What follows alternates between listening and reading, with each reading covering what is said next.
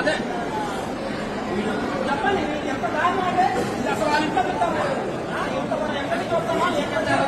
తిరుపతి లడ్డు ఎంత కమ్మగుంటదో తిరుమల కొండ మీద వెంగమాంబలో పెట్టే అన్నప్రసాదం అంతే అమోఘంగా ఉంటది. 7 కొండలకి ఎంకన్న బాబు దర్శనం కోసం వచ్చే లక్షలాది భక్తులకు కడుపు నిండా కమ్మటి భోజనం నిరంతరం పెట్టే వెంగమాంబల ఒకప్పటి కంటే ఇప్పుడు నాణ్యత రుచి చాలా పెరిగింది. పచ్చటి అరిటాకులో పెట్టే బెల్లమన్నం అంటే నాకు చాలా ఇష్టం. నెక్స్ట్ వేడి వేడి అన్నంలో గుమ్మడికాయ కూర ఇంకొంచెం వేస్తే బాగుండు అని ప్రతిసారి అనిపిస్తది. వేసిన 1 గంట గుమ్మడికాయ కూరని ఆంఫట్టని ఆరగించే లోపే సాంబార్ పొగలు గక్కుతూ పలకరించింది. చిక్కటి సాంబార్ ని చక్కగా కలిపి తింటుంటే ఆ దైవికమైన కమ్మదనం వర్ణనాతీతం. కడుపు నిండా తిన్నా గాని ఆఖరికి ఆ మిరియాల చారు కమ్మదనానికి కడుపు ఖాళీ కావాల్సిందే. లాస్ట్ కి ఫస్ట్ అరిటాకులు వేసిన కొబ్బరి పచ్చడిని మజ్జిగతోని కలిపి తింటే ఈ వెంగమాంబ అన్న ప్రసాదానికి మర్చిపోలేని స్టాంప్ వేసినట్టుంటది ఆ రుచి. నేను తిరుమలకి ఎప్పుడు పోయినా ఈ అన్న ప్రసాదాన్ని అస్సలు మిస్ గాను.